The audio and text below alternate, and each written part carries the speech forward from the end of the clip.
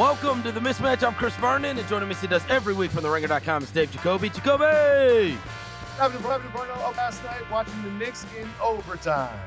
And? I sleep, I don't know. Yeah. In the regulation, I was just like, you know what? I'm good on this game. They played well. It was fine. I heard they lost. Were you crushed?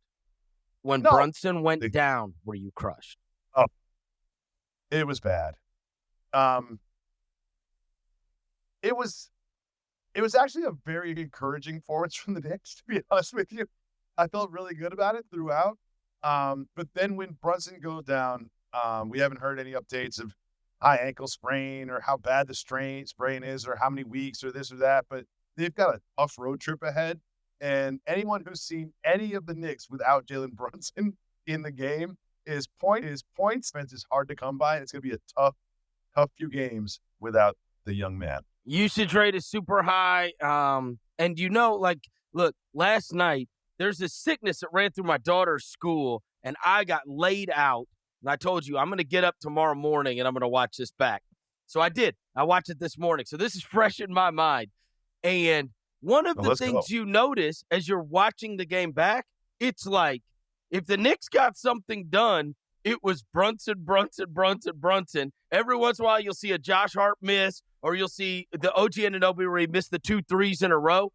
On the other end, it was like Gabe Vincent. It was Jackson Hayes knocking down free throws. It was Austin Reeves.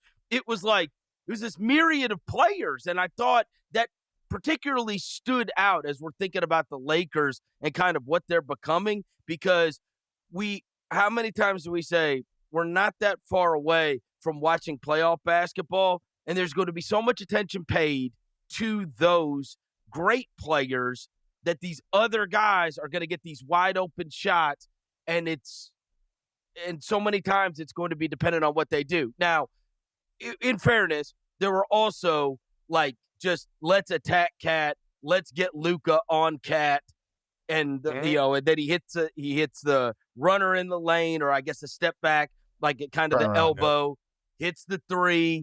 But on the other end, again, it was Brunson. And that's what you're talking about. It's like, okay, what are they going to do if they don't have this guy? Because the whole thing felt like try to get him switched on to Austin Reeves or whoever was the desired defender, and then just him make a play off of it. I thought one of the biggest takeaways from watching last night's game was just how good the Lakers' defense was. And I thought that the Knicks played pretty good defense too, but the Lakers' defense is a completely different animal than it was a couple months ago. And Dorian Finney-Smith has a lot to do with that. That it's not just strategy, which I thought they came with a really good strategy. Like, Josh Hart, go ahead. We're going to leave you alone. We're going to leave you alone, and we're going to load up on Brunson, and every time Cat had the ball, want to just shoot threes because they weren't going into the first half. And then every time he drove, it just seemed like there was hands poking the ball away. He never comfortable. And between Dorian Finney-Smith and, strangely, Luka had a defensive game, and the way LeBron's playing, and it just feels like this is a completely different defensive team that I've seen from the Lakers in the past. And it felt like the strategy was really well done and the execution was really well done. My biggest takeaway from after a huge game from LeBron and a huge game from Luka, and those others are very important, but this was a Luka and LeBron game. My biggest takeaway was this defense has leveled up to a point where they're true contenders. I really think so. It's because of and I didn't mean to gloss past that. They're both simultaneously incredible, which is big problems for the league, right? If you can get both of them being great at the same time, then all those other guys can just play off of them. And obviously they're going to have to be able to make shots. But I just felt like so many times, it goes without saying they were great. And on the other side, Brunson was great. And so many times as you're watching it back, those other guys are stepping up for the Lakers. Those other guys were not routinely stepping up for the Knicks, right? No, and you even said this earlier in this week, that so many times when you watch them, it's like, is Brunson going to stand on his head or not? And he did. Right. He did. His ankle. Right. He did. It was phenomenal. But I remember there was an overtime game against the Sixers. it might have been the Pacers, where he literally took like every single Knicks shot for the last 2 minutes of regulation, and every single possession was just hit him in overtime. And the whole point of bringing in Cat and bringing in Bridges was so that would not be the case. But yet here it is, still the case. And last night he was fantastic until he switched his ankle, and we're going to see exactly what the Knicks look like without him, and they look really, really. And I just feel like with them, you can't have someone on the floor that you can just leave alone, especially in a series. And Josh Hart needs to start hitting threes. You just can't have just leave alone like.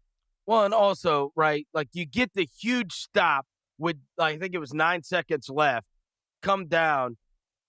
Gabe Vincent runs a double at him damn near the half-court line. Oh, yeah. Yeah. And then the Knicks don't even get a shot off.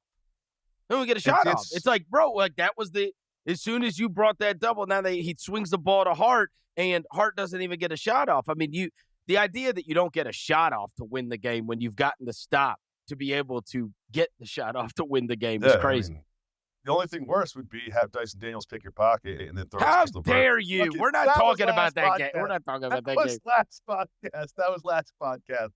But, it is interesting. You brought up this earlier about the playoffs and sort of like the others and whatnot. And I was actually going to pitch this to you for next pod, but the way the Yoke was defended by the Lakers, right? This whole like Bill Belichick, we're going to take away your number one, just see what else you can do. And the Lakers game was a blowout. It was a great defensive performance. JJ Redick didn't sleep for months, I heard. Blah, blah, blah.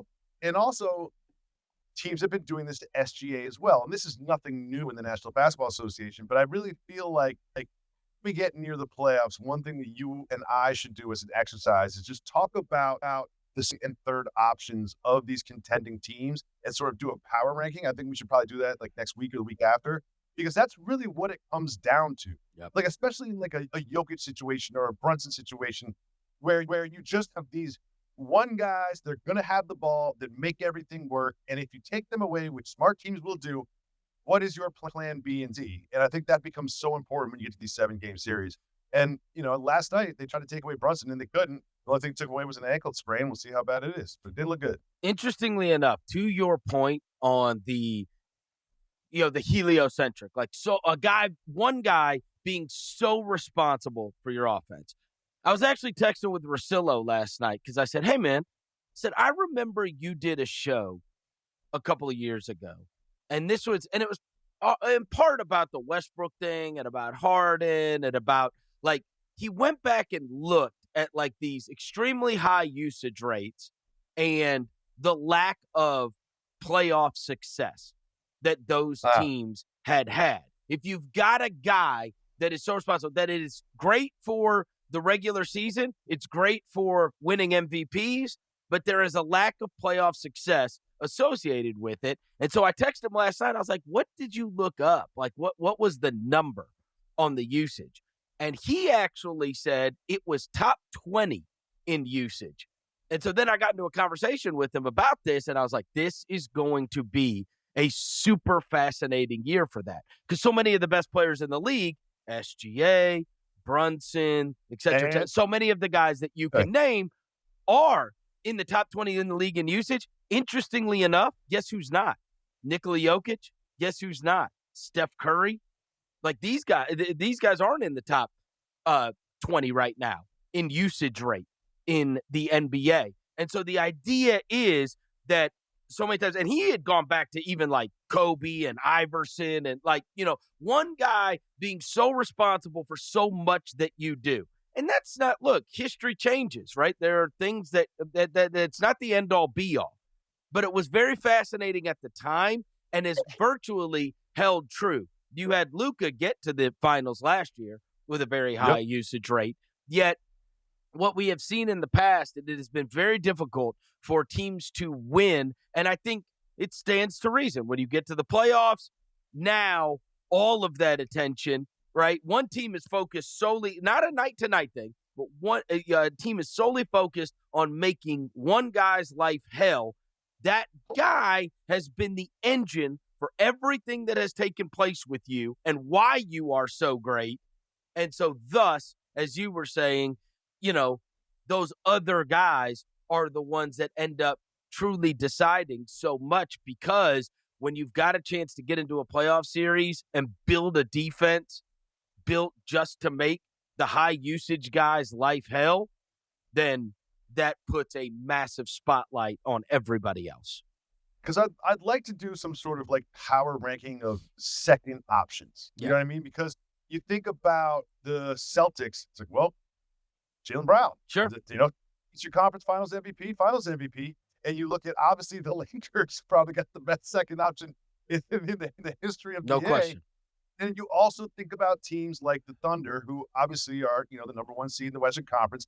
But I remember watching a game and the SGA did not play. And I'm looking at J-Dub, and he looked a little concerned. He looked a little like, whoa, this is a lot for me to create every possession down and for me to sort of like get everybody into the spots and get everything going. And I think that becomes very, very important. And I think with the usage rate is not a perfect stat. It's a really, really good tool, but I would Jokic is probably like leads the league in hockey assists. You know what I mean? It's probably like He gets doubled and he swings, and that swing becomes another swing to a wide open Christian Brown or whatever. But isn't there a fair isn't there a fair point of view that is exactly what you need for playoff basketball? That in the regular season, right? And as we know, everybody tries to make Jokic's life hell. He is number one on the whiteboard, and then whoever is number two is so far down, if it's Murray or whoever you're thinking about, right? And then you think about even the year that they won the title and how many times we ended up talking about Bruce Brown, or we talked about Jeff Green, or we talked about Aaron Gordon, or we talked about these other guys and their ability to step up and make it happen for those teams. One of the teams that I mentioned, interestingly enough, that did not have a huge usage rate guy, is the Warriors and Steph Curry. And yet recently, post Jimmy Butler trade, they have been fantastic. Everybody views them radically different than they did prior to the trade. And even recently, when teams have had them down, they've stormed back in these games. It was just last week's podcast that we were talking about a third quarter run that they had put together against the Orlando Magic, where it was like, dude, that felt like the old Warriors with Sean Livingston in that group, and now Brooklyn had them down, at least 15, maybe more in this game. 22, I think, at one point. Well, not that. I went to the game on Tuesday night against the Knicks, and a couple takeaways. Number one, as we discussed, the Knicks had a great strategy for Steph Curry. I think if you didn't see the game here, Steph Curry had 28, hit some huge shots, put the game away, but he had 8 points at halftime. And Bridges was doing a great job just getting very physical with him off the ball. The sort of stuff you see when you're at the game. And it was like a really, really, really good defensive performance for the Knicks. And as we talked about the last pod, and as you just mentioned, the third quarter Warriors, whatever happened at halftime, they came out, and whatever lead the Knicks had went away very quickly. And it was another one of those, like, all it takes with Steph Curry is a 7 or 8 possession run. Yep. And the game can go from, up 4 to down 7. You've already called 2 timeouts in those 7 possessions. Like, it's just devastating, absolutely devastating. And Jimmy Butler's impact feels more like vibes and confidence and leadership and sort of bravado than it is like he scored 30 points. Right. Because all he's doing is getting to the line 12 times a game. That's basically all he's doing. I didn't shoot that much even, but he's just given space to Steph Curry and been someone who can calm everything down. If the other team's on a 6-0 run, get the ball to Jimmy, and he'll just get fouled. The whole thing will slow down, and everyone will have a breath, and it'll end whatever the other team is trying to do. He's been really, really good for them defensively as well. Also a reminder that he's just a great all-around basketball player, a willing passer. Like, he's not just a guy that's you throw it to him and the ball's never coming back out, right? This guy makes things go, and I thought it was fascinating. The name that was brought up this week by Steve Kerr was Iguodala, who we know, no matter what you want to say, had a massively profound impact on that Warriors franchise and those great teams over the years, so much so that his jersey went up in the rafters in Golden State this year. And so I thought that was fascinating, that it was like that there were some similarities that were seen in kind of what he brought to the table for that team to what Jimmy's bringing to the table for this team. Because he's obviously taking a step back, right? He's not the guy every single night, and once upon a time, Andre Iguodala was the best player on the Philadelphia 76ers. Sixers, as I was about to say the exact same thing. I was about to say it's a good comp because Sixers Iguodala was the guy.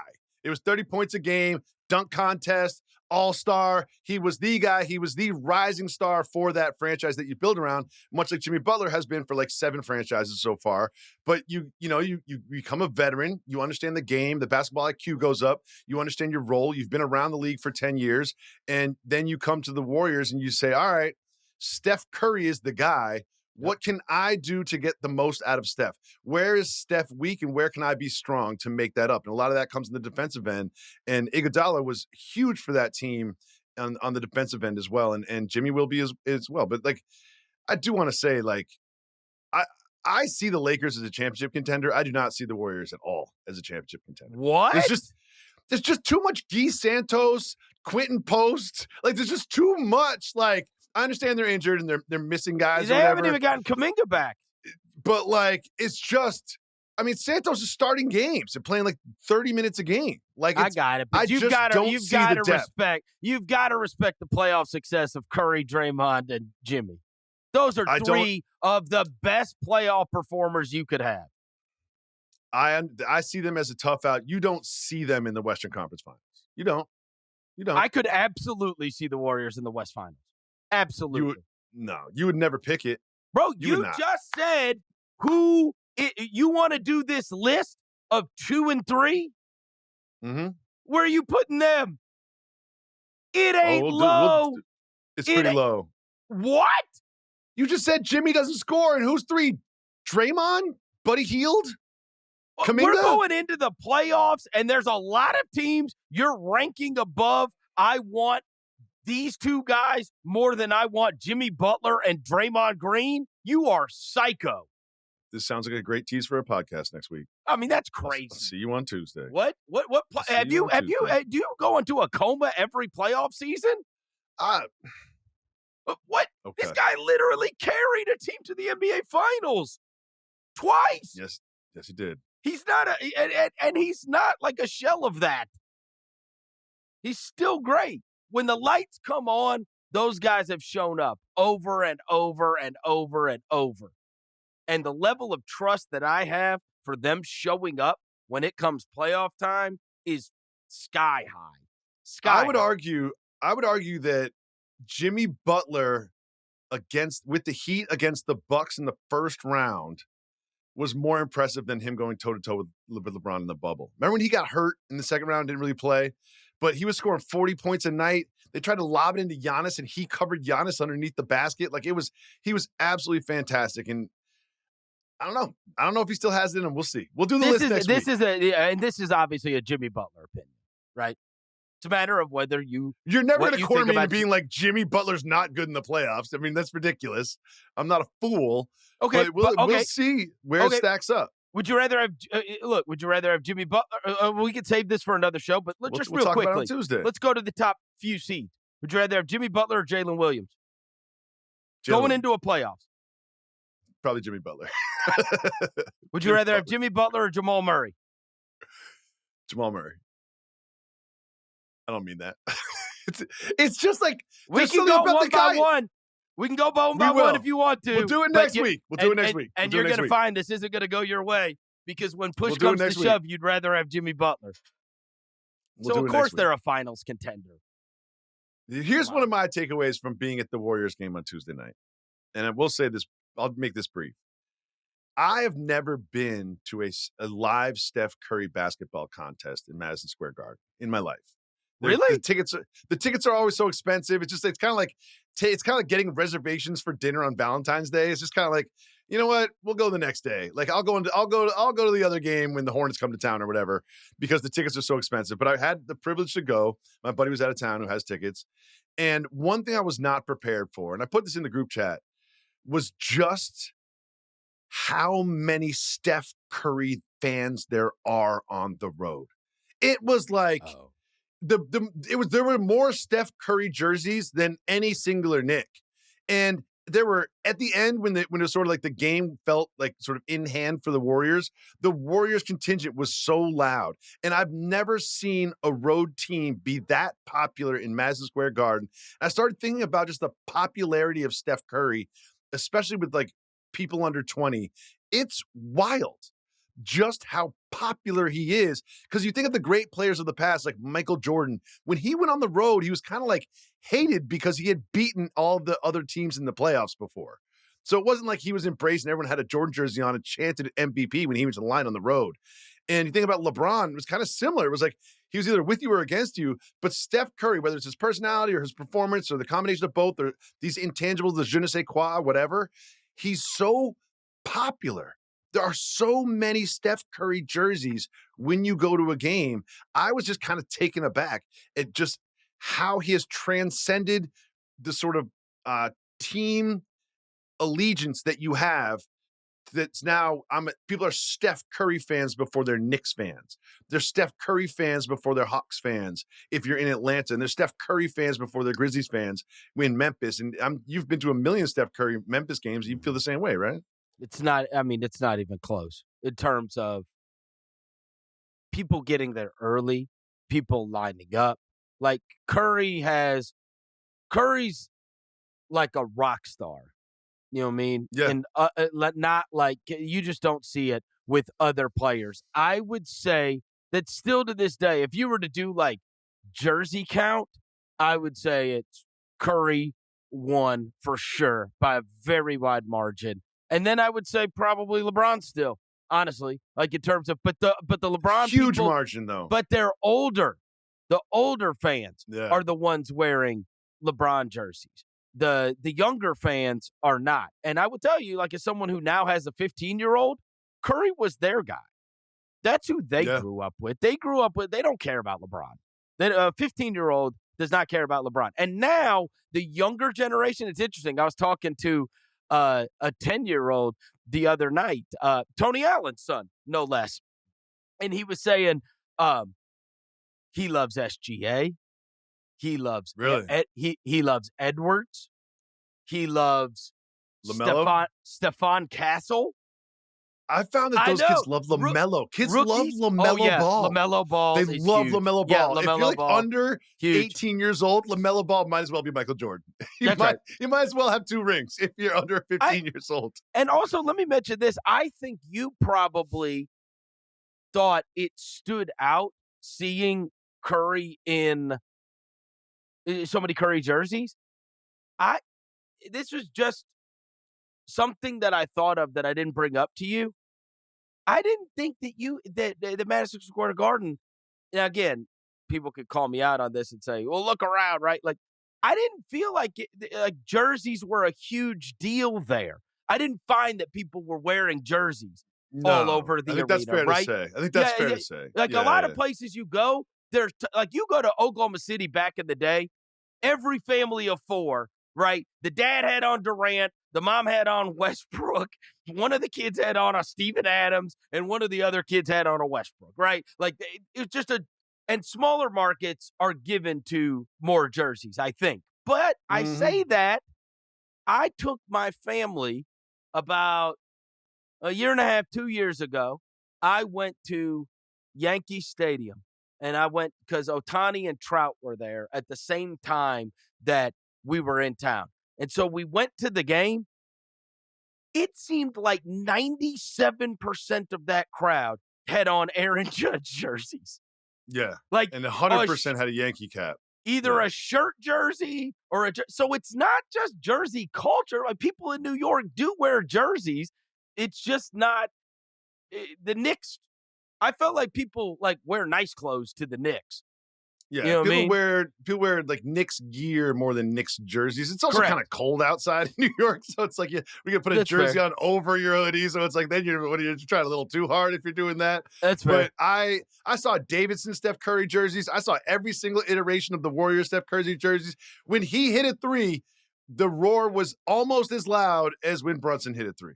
I'm serious. I was pretty surprised and taken aback like that because MSG has never really been infiltrated in that way like other arenas are susceptible to be. Yeah, Impressive.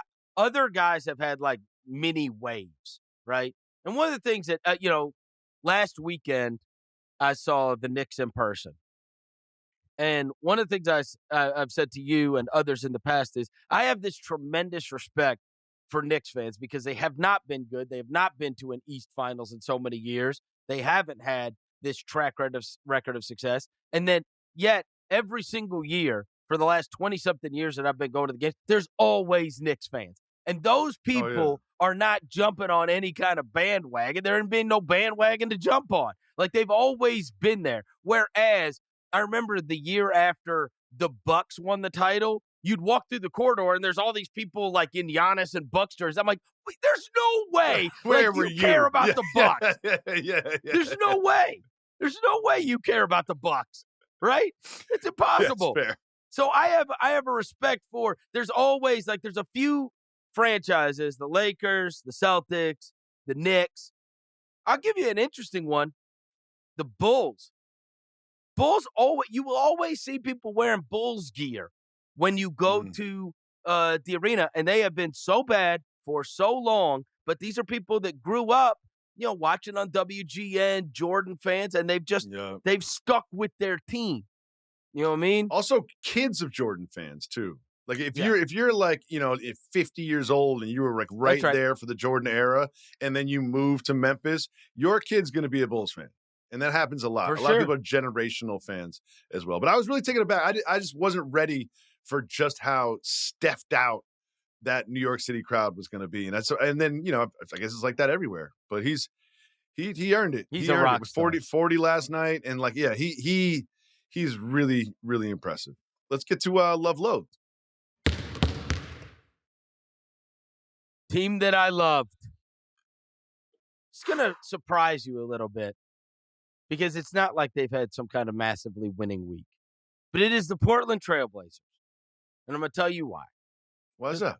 Portland caught a little wave where they beat these teams back to back. They beat Charlotte, then they beat Utah, then they beat Washington, then they beat Brooklyn. And so they perk people's attention. It's like, hey, man, it seems like the Portland Trailblazers are winning pretty often. But then you go back and look, and those are super rat teams, right? Like, you're beating the worst of the world. You're beating lottery teams, right? So, okay, you're playing better than other lottery teams. And yet you see them they're climbing up the standings. It's like, damn, bro, can they get to the play-in? Well, so then it's like, okay, is it just that you're beating up these Charlottes and Utahs of the world? They have to go to Cleveland on Sunday night. They lose in overtime against Cleveland. They turn around, they bash Philly in, and then they play against Boston last night and they lose by 10. But they're very clearly, you look at any number, they're very clearly playing much better basketball. And I think this is noble, right? And the other thing that I'm going to say that the reason I love them is because you finally got to the point, you're not out there and you're not watching Jeremy Grant, you're not watching DeAndre Ayton, and you're not watching Rob Williams. You're not watching those veteran guys where we were sitting early in the season and be like, okay, what's the point here, right? What you're watching is guys get in these games. They're actually making a push, trying to win games. And then you get to see, now evaluate these guys and say, all right, here's a piece. Here's something we really want to have as the core of this, whatever the next iteration is.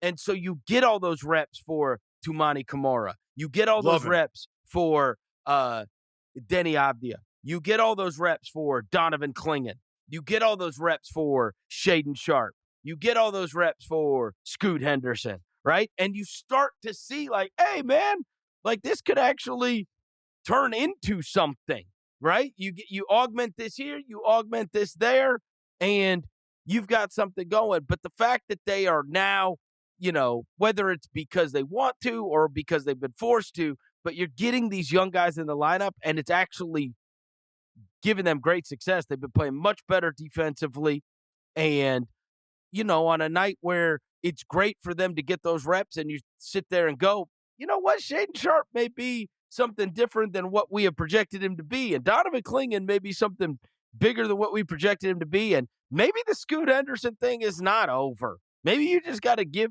a guy time, to figure things out. And Toumani Camara has been obviously a massive revelation. I love him. And everybody loves loves Toumani him. Camara. And honestly, you sat there and went like, what is the Denny Avdia stuff about? Well, the Denny Avdia stuff's about that he's really good. He's had like a really good season for them. And so I want to heap some praise on them and call them a team that I love, because it's one thing to beat up on those bad teams, but you go in there and you take Cleveland to overtime. There ain't that many teams that have come out with a win, and they had every chance to do it. And then it's not like they got beat by 1,000 by that Boston team when they played against them. And so that was Wednesday night, just for the record. I'm always so anti-tanking. I just hate it. I hate it for the product. I hate it for the impact that it has on your players. I hate tanking. And so when I see a team like this that is nobly playing it out while also developing their players and getting a good read on them, I'm always going to be the one to praise them. And I think it's good karma. I think you can end up getting a good pick because of that. Yeah, I think that Chauncey's done a good job of getting them to compete and to play. And I don't think that they have designs on winning a first round playoff thing, getting to the play-in or whatever. No. They're just trying to play well. They're playing hard. They're playing defense. And it just seems like they're trying in a way that other teams in their position haven't in the past at this time of year. And I just want to say, I have an irrational love for Toumani Camara. I irrationally believe in that person, because I think that he'll be a real impact player. And just to ask you a follow-up on this team, because this is something I ask myself when I watch them. Yep. It's like, all right, if you look at the Hornets, right?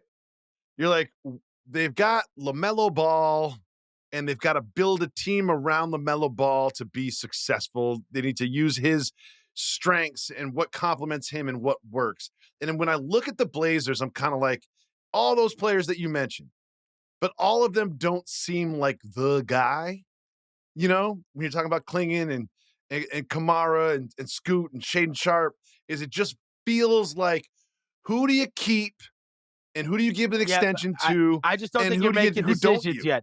And you don't know how this stuff's going to play out, right? How many times have we talked about, great players in the league, and that if you would have evaluated them their first 4 or 5 years, the hardest thing in the world to do is to be patient.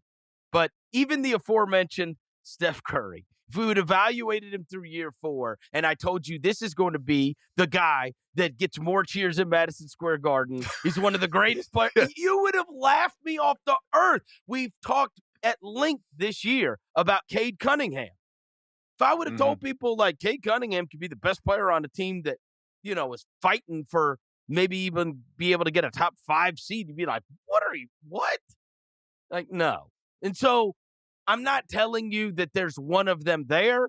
I'm saying time will tell if one of them is there. Fair. We may look up and Shaden Sharp's considered one of the best shooting guards in the NBA, or Toumani Camara's one of the best 3-and-D guys in the NBA, or Scoot Henderson has turned a completely different leap, or Donovan Clingan is the guy who's grabbing getting you 15 points of 15 rebounds and 5 blocks every single night. I think that stuff is all still to come. I just have this great respect. The difference between, and I saw the Hornets, right? And I'm like, bro, run a play. You still have to compete. What do we do? That's at the core. When you say you hate tanking, that's what's celebrating about the Blazers is they're putting their shoelaces on and they're trying to win the game as hard as they can. And that's from the assistant coaches to the guys that don't get in the game.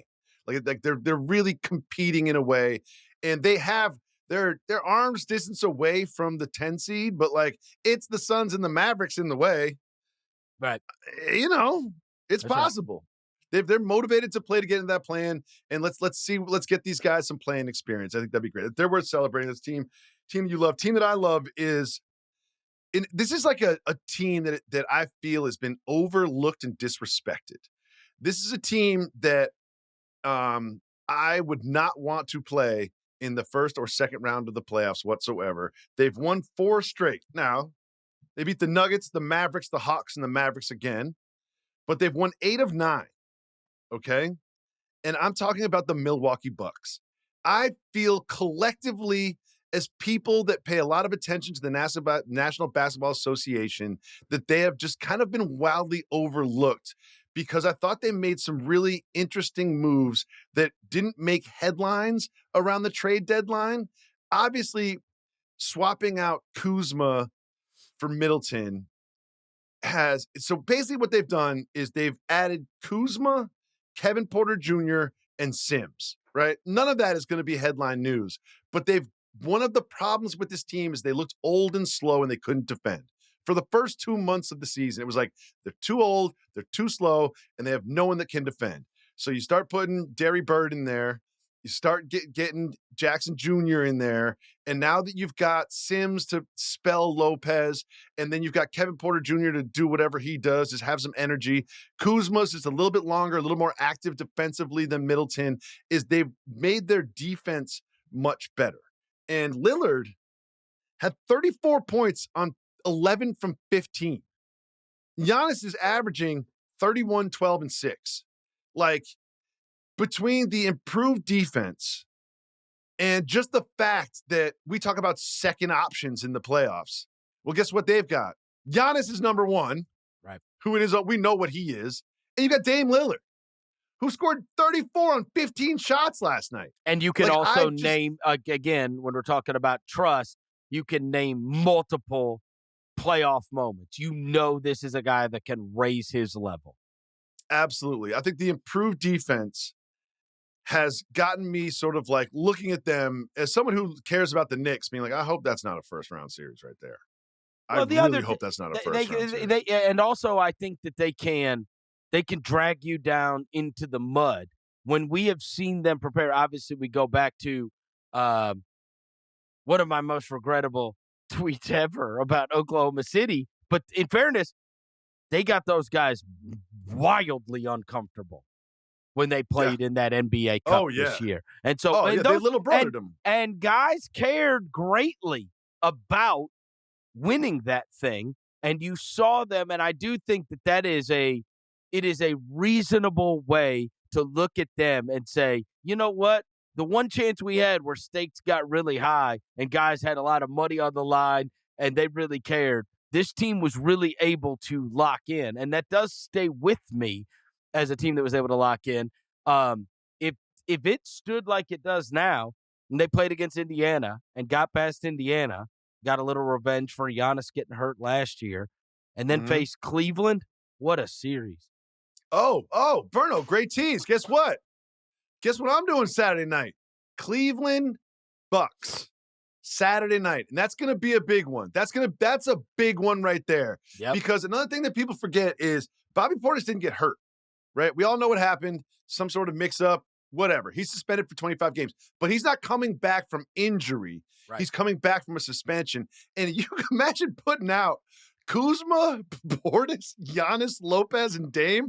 It's like everyone's huge except for Dame. You know, it's just like they've got length and athleticism and an improved defense that makes me believe in them in a way where I'm kind of looking at them like, if anyone's going to upset the apple cart of this Cavs-Celtics collision course, it feels more like the Bucks than the Knicks. I just wouldn't be shocked if the Cavs found themselves in a Game 7. Against this team or the Celtics. What NBA history tells us is that generally you have to have one of the top 5, 10 players at long. You have to have one of the best 10 players in the league, right? We know they have one of the best 5 players in the league. Yeah. You always have a chance if you've got one of those guys. If you've got Jokic, if you've got Giannis, if you've got Luka, if you've got you've got a chance. Sure. Yeah, you got you. And I think that Giannis is just like a ho-hum third in the MVP race. Ho-hum, another year. Yeah, that's a big deal. That's my team I love this week.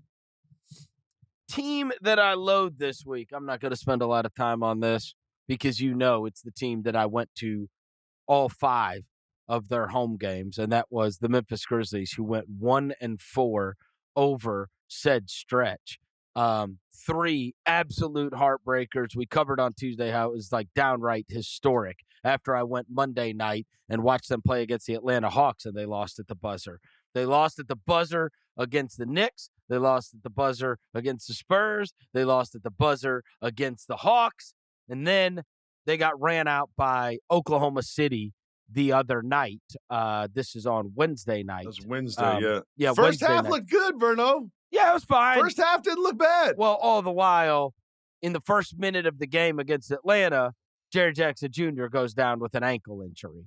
And so it's like when it rains, it pours. And then John Morant, after the game, said, they asked him, how did it feel to be back out there? Because he had missed both the Spurs and Atlanta. And his answer was, terrible. I shouldn't have played. He said, I shouldn't have played. And so now it's like, okay, is this shoulder thing going to be something like that's just not going to be able to make him himself? Because everybody is well aware he has not been himself this year. And so you wondered after he said that, it's like he's been out. They lost these heartbreakers. Jaren Jackson Jr. goes down. You feel this pressure to come back. You're playing the Thunder. And you feel like you shouldn't have come back, but you did come back because you don't want everybody to say, oh, you're soft. Oh, why are you sitting out? Oh, whatever. And so you did come back and then frustrated about that. And so there's just been a tremendous amount of frustration. Now, it's interesting. On Tuesday, I told you that, there's times in your life where things are all going bad, and then you look over and you see somebody else going through something actually terrible, and you go, you know what? Things ain't that bad. And I mentioned that is me with the Grizzlies when I look over and see Dallas. Those two teams actually play tonight. So if there was a team face when you're down on your luck, when you think everything's not going your way, all you have to do is look across the court tonight. You're like, well, at least, Probably no Ja, no Jaren. That's going to be a tough win. That's going to be tough. I know. Oh, God. Yeah, the Grizzlies, this is bad. Well, we're going to get to it. This is bad. They had not lost 3 games in a row all season. Now, that is really hard to do in the NBA. And now they've lost 4. It is. Yeah. It's hard. Well, they're looking at that 7 spot, man. I mean, listen. How dare you? They're looking at that 7 spot. If Ja doesn't play and Jaren doesn't play, they've got the Golden State Warriors coming. No. There's 4 winnables. Okay. We'll see. And Jerry Jackson Jr. was bouncing around on the sideline.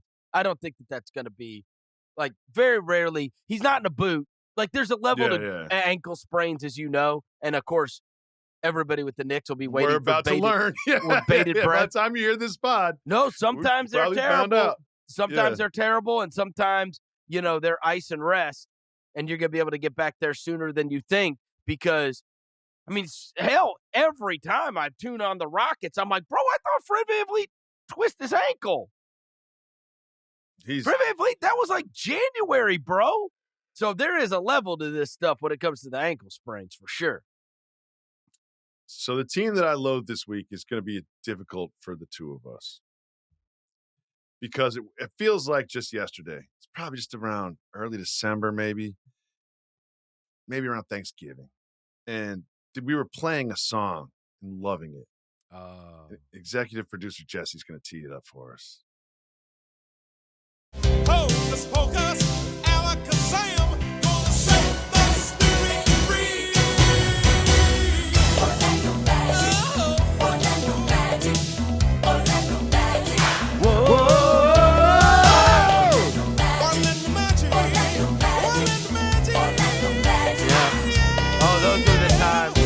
God, we were so excited. That Suggs thing was Defense the worst news ever. Was number 1. I know. And then everyone got an oblique injury, and they're still winning without Franz and Paolo. And this team is just falling off a cliff. It's kind of inexplicable at this point. But they lost to the Cavs and the Warriors. All right, good teams. Then they lost to the Raptors twice. The Raptors were ahead by like 17 and took out all their starters in an effort to lose the game.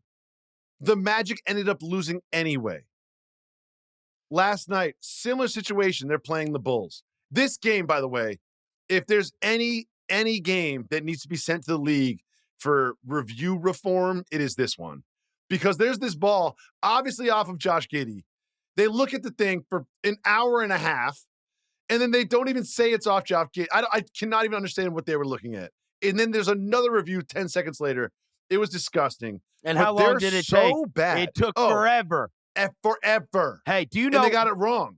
You know my longtime producer here in Memphis, Rozier. Yeah, Rozier, of course. He heard me on the Mismatch talking about the clock. Got a lot of response on the clock, the clown nose, all of the different things that I brought up. Brilliant ideas. About the reviews. All of them. He threw a stopwatch on one of the reviews in Memphis, Oklahoma City the other night. 2:45. Oh, this was even worse. They went to commercial and came back, and these guys are still looking at the screen. And then, sometimes the screen goes black, and it just says, like, replay review. So now they're just sitting there talking on headphones, waiting for someone in New Jersey to look at their screen. Like, they're looking at something different. I hate the reviews, but let's just talk about the Magic for a second, right? They are last in the league at 3-point percentage, 30.7%.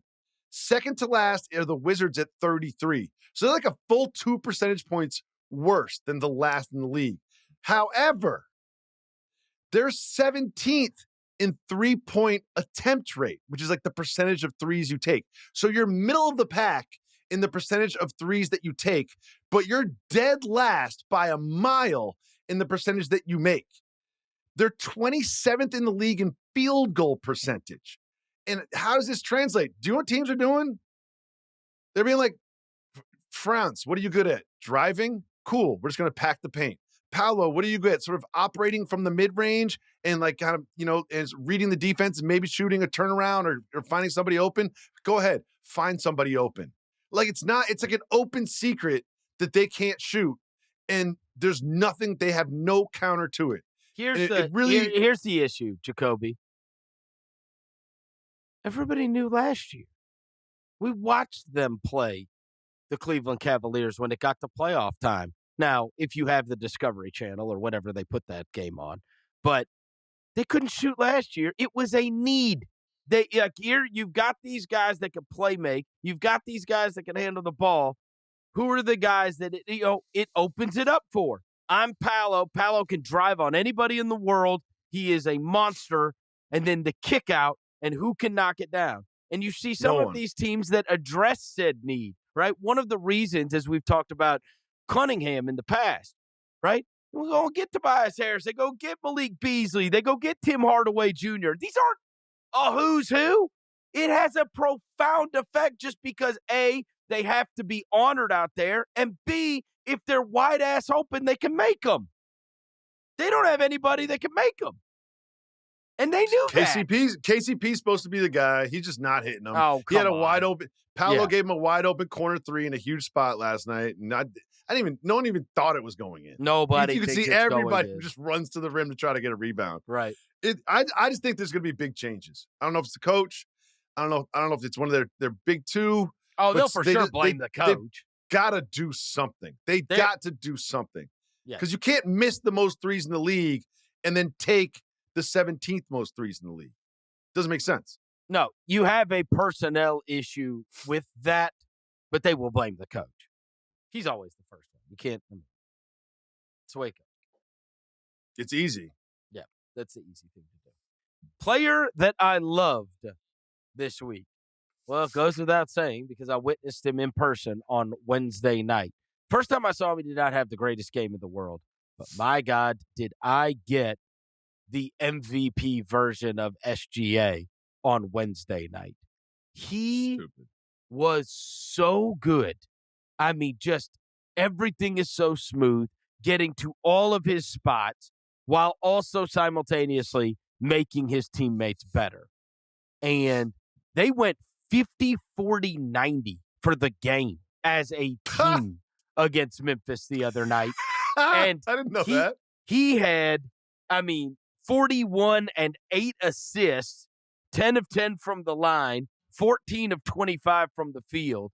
And so, there are times where, when it was like, when Russell Westbrook won his MVP or when James Harden won his MVP, or you could go through all the great players, Nikola Jokic, whoever, over the years. And then, like, these years are capsules in time where they were the best player and they were awarded as such at the end of the year. Me seeing it in person with that level of effectiveness on Wednesday night, you could watch it on TV all the time. He's leading the league by 2 or 3 points in scoring. We talked about how if he never played a fourth quarter, he'd be 4th in the league in scoring at 27 points per game. But when everybody knows that you're the guy, and obviously had a 50 in the game before that. You're talking, damn guys almost scored 100 points in the last 2 games. And then he hit a logo 3. Like, it just felt like, okay, this feels right. I'm watching the MVP. This guy is on another level, on an absolute another level. Geez, he is astonishingly awesome. And it's something to behold in person because he's not a highlight factory. And then you look up and you're like, bro, he's got 18? Like, how? Yeah. I don't even remember him scoring the 18. It's crazy. He is brilliant. Brilliant. Absolutely. And I just want to give a shout for that game. Jay Will, the other Jay Williams in that game was, I think he was 4 for 4 from 3. He looked good. He looks really good. That was impressive. They can get that kind of stuff out of him. That'll be huge for them. The player that I love, it's sort of like the Bucks. It's like, this is just someone I want to shine a light on who's not getting a lot of love. And we only have a couple of months to shine a light on this fella. It's Josh Giddey. Oh, he was great. He was great last night. But again, I'm not watching a ton of Bulls games. It was just a close game going down to the end. So I was like, let me check this. There wasn't a lot of other great action on. I was like, let me just check out this game. Let me just see what's going on here. You're killing time before Knicks Lakers. Yeah. Gotta stay awake. I had a Diet Mountain Dew. Gotta stay awake, And the last 7 games, Giddey's averaging 21.9 points, 11.1 rebounds, and 8.9 assists. 7 games is not a small sample size. Like, he feels competent and under control and just sort of like what you want from a point guard. He plays defense. He's got size. And then I'm looking at, because I know he's been playing well lately. And in the end of February, this is sort of like 5-game run, not the last 5 games, but 5 of the last 7, this 5-game run, because he was shipped out of Oklahoma City because he couldn't hit threes. And we've all seen the footage of people just leaving him butt naked alone. He had a 5-game run. This is where he shot from 3. 3 for 4 from 3. The next game, 4 for 6 from 3. Next game, 3 for 5 from 3. Next game, 3 for 3 from 3. Next game, 4 for 4 from 3. Like, he's low-key been on fire. And I think that he wants that new contract, bro. That's the thing. The takeaway from last night is going to be Kobe White had 44 and the Bulls won, and what's going on with the Magic. But in the background, Josh Giddey has proven that he can shoot, he can play defense, he can get you assists, he gets you more rebounds than you think he does, and he's been an extremely productive player. That's the player I love this week. I did not see that one coming. No. Keeping you on your toes. We're not going to be able to talk about Josh Giddey soon. So you better give him his flowers now because we won't be talking about the Bulls much longer. I guess he is he's going to be up, right? Yeah. He's going to be up. They traded so. for him. Yeah, he's going to be up for that he's going to be a restricted free agent after next year. So I mean, we're getting to after Oklahoma City decided he was the one that wasn't going to get paid and moved off of him. Now he's got a contract coming on the way. Maybe an extension. It's like Kobe White or Josh Giddey is an interesting conversation. One of the things I want to mention too is I wanted to have him as my player that I loved, but I've left on the table. Look, I've already covered how You go watch Zion Williamson now, and the guy's Oh, got yeah. bro, he's got the friggin' vein running down his arm. I don't think people realize how in shape this guy has gotten.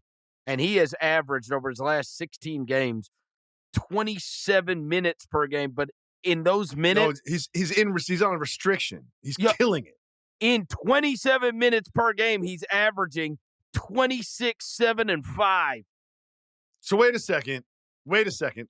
Earlier this season, Bro, and that dunk on the Lakers, God. Chris Vernon said, "I'm out on Zion Williamson. I'm out. In You'll New never Orleans. draw me back in. In New Orleans. I'm out." He has been playing so well recently, and all of these numbers are on a minutes restriction. Amazing. And they're not winning games, but he's getting rebounds, he's getting assists.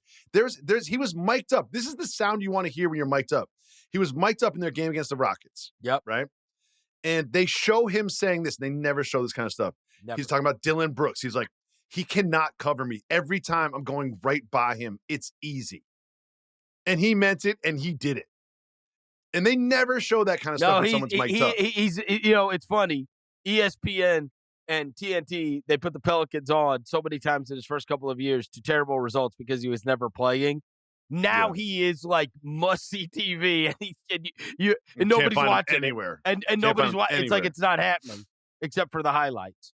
But he's giving them reason, because I was thinking you should trade Zion if you're the Pelicans, but he's giving them reason. He's giving them, just like he always does, giving them just enough reason. They pull me back in. He always pulls you back in. Win healthy. Player that I loathe this week, I mean, this is the easiest thing ever. For those that have not seen it, it was all over Instagram, it was all over Twitter, it was all over any social media. The Terry Rozier lowlights this week. And then, bro, you can't have your name associated with gambling and then have these and kind then of do low that. lights. I thought the same thing. Every comment was like, okay, the feds have their case. Like, it was like, dude, it was, the turnovers are correct. It really is like throwing the ball to the other team. It It's is like rolling it. One time he just rolled the ball away from himself. I was like, what is this? Are you bowling?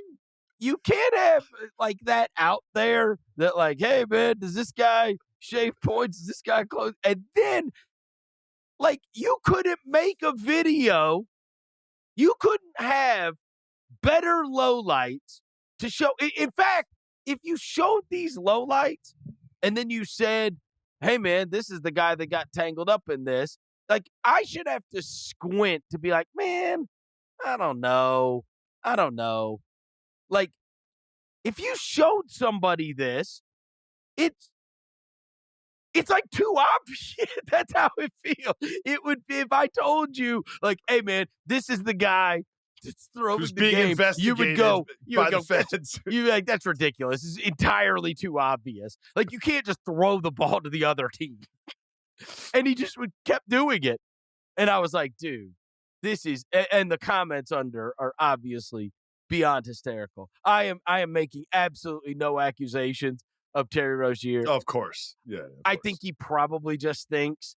And that was the Cavs game, right? Was the Cavs game? But I want to say, dude, you can't have that on video. You can't have it on video, you being that bad for everybody to make the joke. No, it is bad. The feds have their case. And they were beating the Cavs. Like, they had the game like in hand. Bro, he's like airballing threes, front rimming them, dribbling off his foot, Messy. literally Messy work. throwing it to the other team, and you're watching it and be like, what is he doing? What's Seriously. happening is it's like you're starting to realize just how important Tyler Hero is to that team. It's like oh, Terry Rozier is like, oh wait, I'm the guy now. I'm supposed to do what now? Unbelievable. It was pretty bad. Player you loathe. Player that I loathe. It's just so frustrating. Do you remember when like Bill Belichick took like a lacrosse player, was it Chris Hogan, and made him like a slot receiver after they had like Wes Welker and Julian Edelman? It just felt like Bill Belichick was just getting like grocery store clerks and turning them into like touchdown catching receivers in the NFL. That's exactly what the Celtics are doing. The player I loathe is Baylor Scheierman. This dude Last night, first we had Sam Bauer, Peyton Pritchard, Luke Cornett, and now we got another dude, Baylor Scheierman. It just feels like the Celtics are taking mediocre white dudes and turning them into all-stars. No, like, just overnight. Look, Overnight. Look, this is such a big market thing, though. Look, Baylor Scheierman was a great college basketball player. For 5 years. If he was know. such a great college basketball player, then why wasn't he drafted? NIL, bro. He came back and probably got paid last year. Baylor Scheierman was a really good college basketball player. He's older than Anthony Edwards by like Of a course. year. Oh, there's a bunch This of these dude- guys that are like that. He was in his NBA career, he was 4 for 24 going into last night's game. Last night's game, he had 15 points, 3 threes, and he was talking shit to the Sixers bench. You got to give credit. Hey, Bill I'm just like, Simmons, where do these guys come from? before the draft, Bill Simmons called it out that that's the guy he wants with their pick in the first round. So he had to be going crazy. Oh, He wanted God. Baylor Scheierman. He's like, this guy fits. I just want Joe Mazzulla is like probably the craziest coach in the NBA. Just put out Bauer, Pritchard, Cornett, Scheierman, and KP just to see what it looks like. I just want to see what it looks We like. didn't even mention Pritchard. My God. What a Pritchard, game. like What wait, a I game. Mean, Him I and Derek was going White. to make him the player that I love this week, but it's just like, I mean, God, Dude, God, he most improved. I don't pay attention to like the most improved awards. no, he's sixth man of the year. Projections. We're going to run away Sixth with man it. of the year. Oh, there Yeah, you go. and I- he should I- probably be most improved too. And I posted it the other night. I mean, that was maybe the craziest trivia question ever, which was that Derek White and Peyton Pritchard became the first Boston first. Celtics to ever score 40. How is that possible?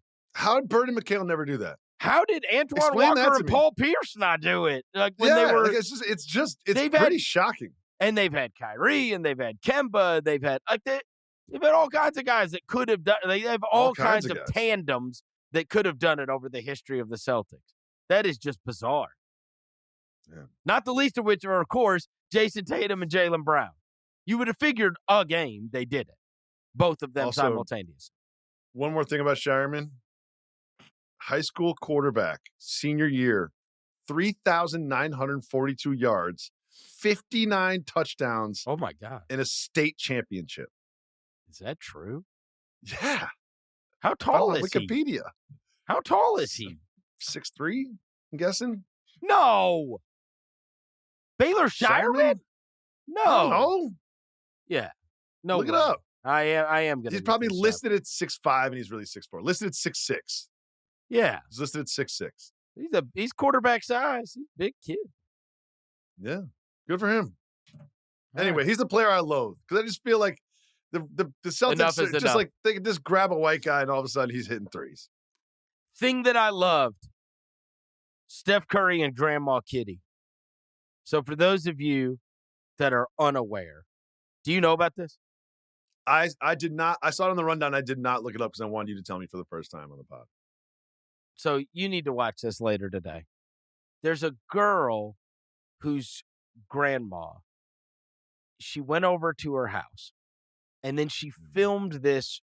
It's impromptu, right? It's not like a setup or something.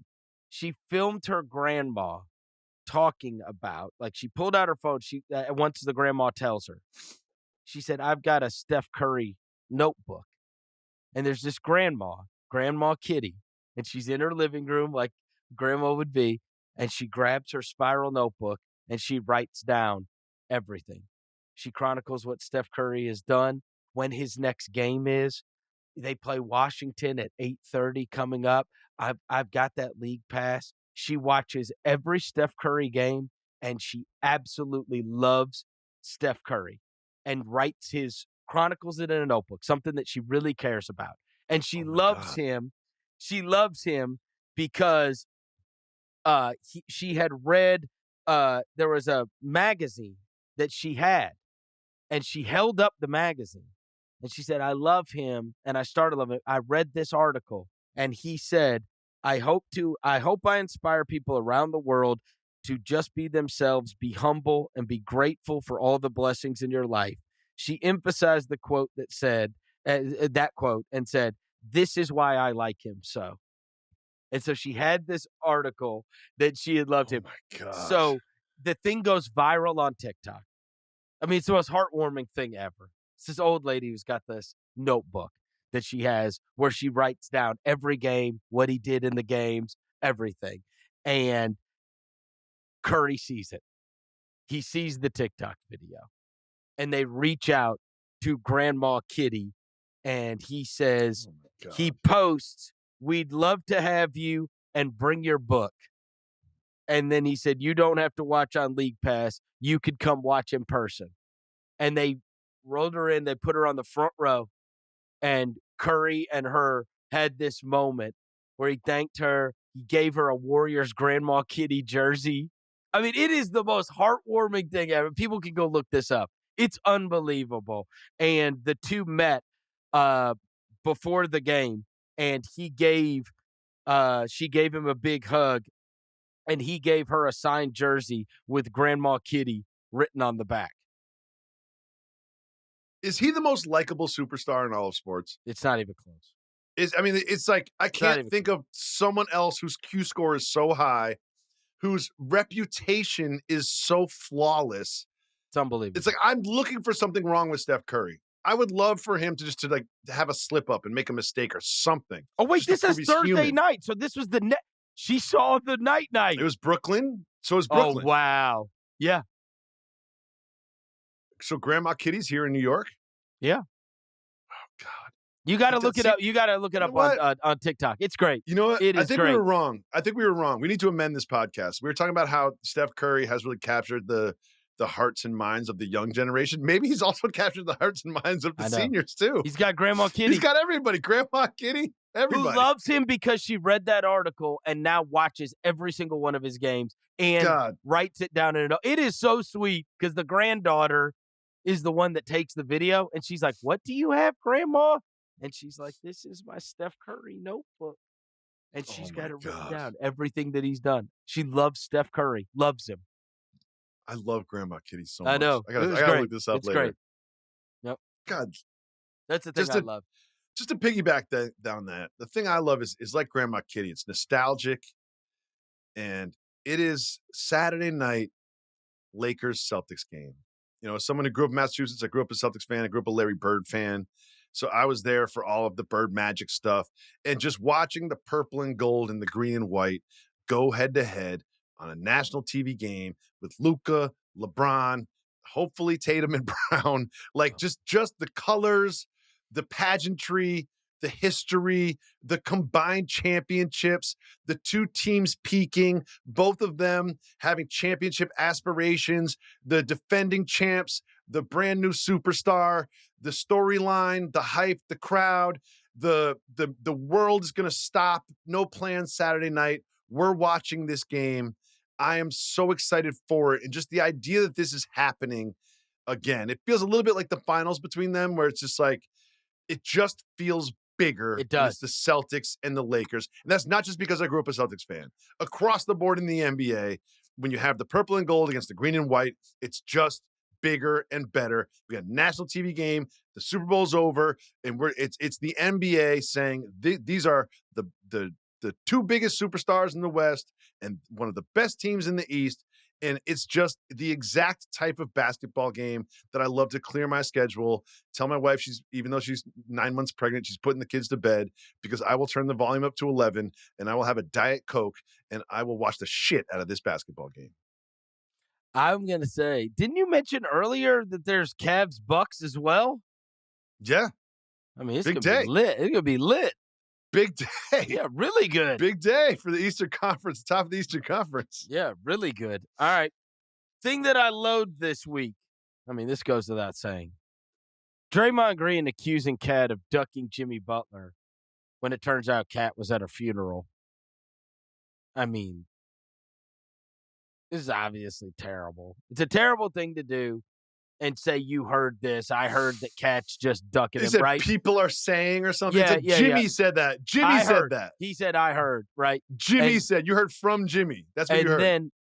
And then goes on this podcast and says it, which, look, we've all had regrettable things that we have said or whatever in the past, or maybe stories that we passed along that we shouldn't, right? course. How you deal with that in that moment tells me what I need to know about you. And I know that Draymond has been effusive in his praise in the new media. Well, if this is the new media, allow me to give one quick lesson. When it comes out that this guy was at a funeral because someone close to him and his girlfriend passed, you just have to apologize. That's it. People will accept it, and they will say, hey, man, I did not know that that's what he was going through. I feel terrible that I said he was ducking Jimmy, especially now hearing what I've heard. And I'm sorry. I'm sorry. I feel bad, and I feel badly that I put that out there, especially given the circumstances. Instead, he goes to the podium, is asked about it, and he's like, yeah, that's what I heard. Like, I'm sorry, it's always hard when people die in your life and having to go to funerals or whatever, but, like, that is what I heard. Like, bro, you don't get to stand by what you heard when what you heard was wrong. That's interesting. Right? See, you don't get to stand by what you heard when what you heard was wrong. Like, that's a good point, because it's not him saying in the first place, because he doesn't know the scenarios. It's not what you do, it's how you do it. And when you make that mistake because you don't know why Kat wasn't there, it's a little mysterious. It's called quote unquote personal reasons. Who knows what that is? But when it does come out, and again, I can't confirm this, and apparently it was a friend of his girlfriend that passed away, and he had to go. I don't know the details, and so I can't confirm that. But that is what I've heard. And when you hear that and you're Draymond Green and you've said what you said, it's very easy just to apologize and say, I didn't know the circumstances when I said that, and I apologize to Kat, and I wish the best for him and his loved ones. That's easy. Well, it doesn't, again, because it doesn't matter what you heard if what you heard was wrong. Yeah. Right? I mean, I could say, Jaden Daniels ain't playing against the Cowboys this week because he's scared of Michael Parsons. And then they say Jaden Daniels has got a torn calf. Well, like, you know what I mean? Yes. It's wrong, bro. Like, I mean, it's not that he's scared of Michael Parsons.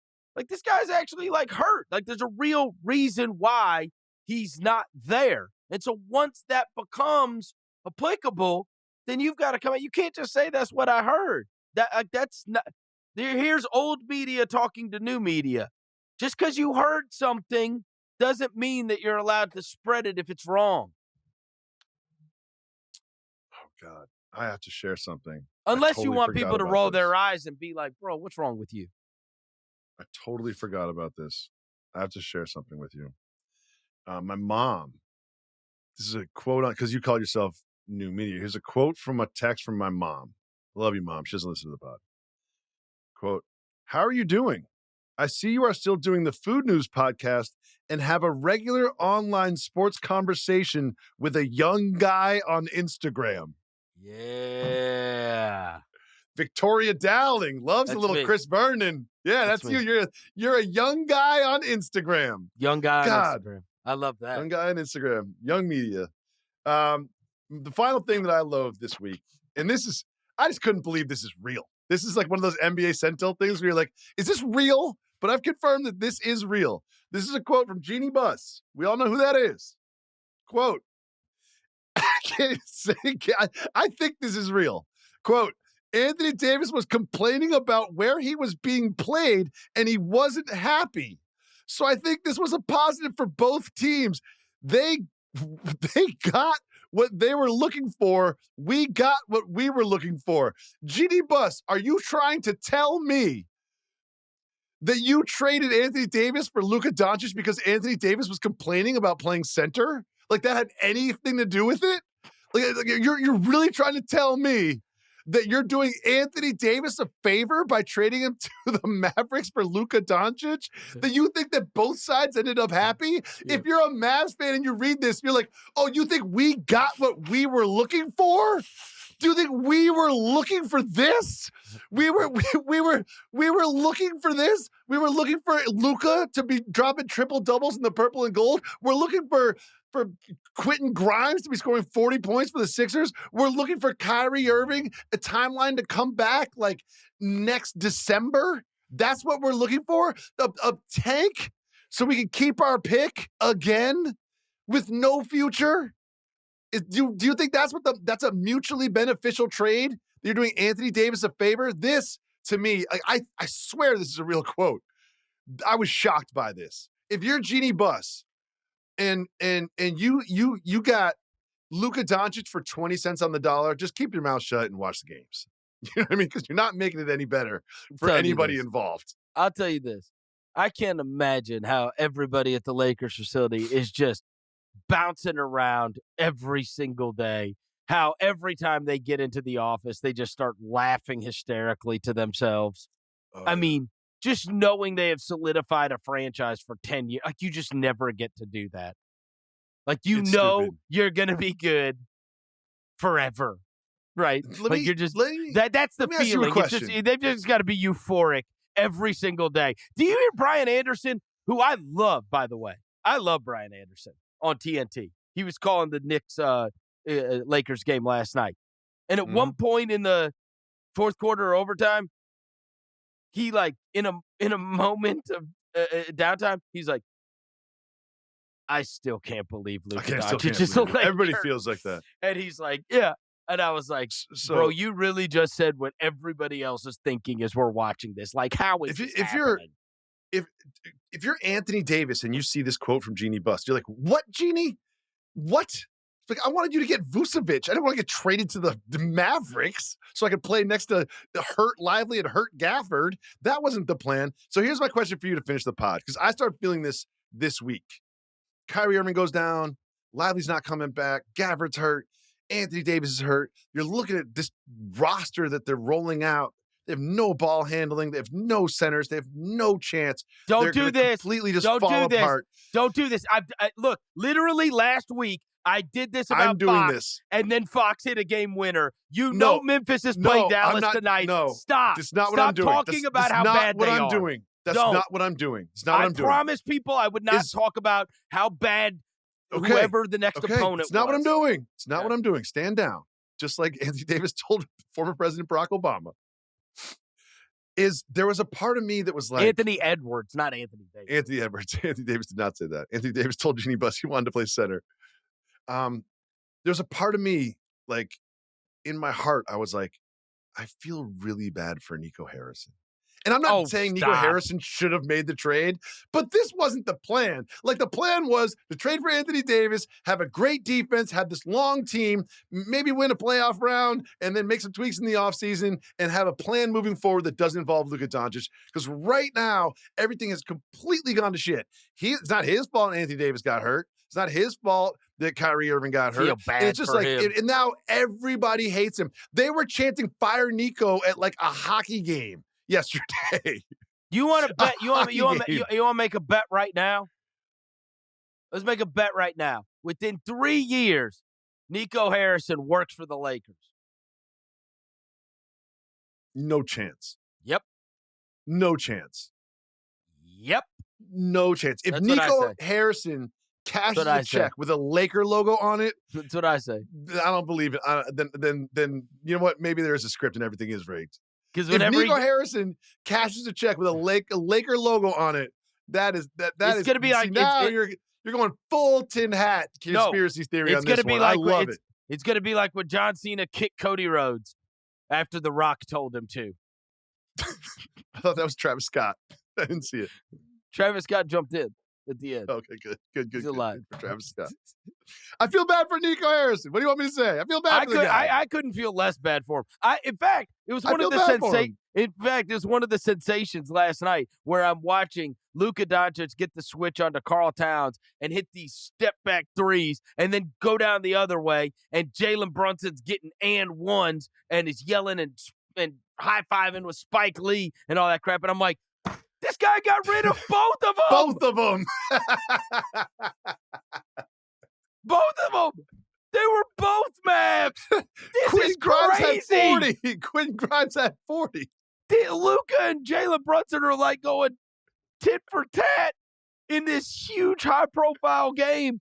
Two of the best 10 players in the world this season, and you had both of them. I feel bad for him. I feel bad for him. I feel bad for him. Did he dig this grave? Yes, he's lying in it. But the Kyrie injury and the AD injury, it's just tough. He's just like, at some point, he's got to be like, man, this was not this. There's a couple of these things, like the Luka trade I actively participated in, but these injuries I did not. And this 3 to 4 year window that he put out there, closed, absolutely closed. All right, well, they're gonna beat the Grizzlies. Yeah, that's to look forward to. I know, you son of a bitch. All right. Thank you to our executive producer, Jesse Lopez, as always. Jacoby, I'm going to go bet on the Grizzlies. I'm going to go bet on the Mavs. Spencer Dinwiddie. I'll talk to you next week.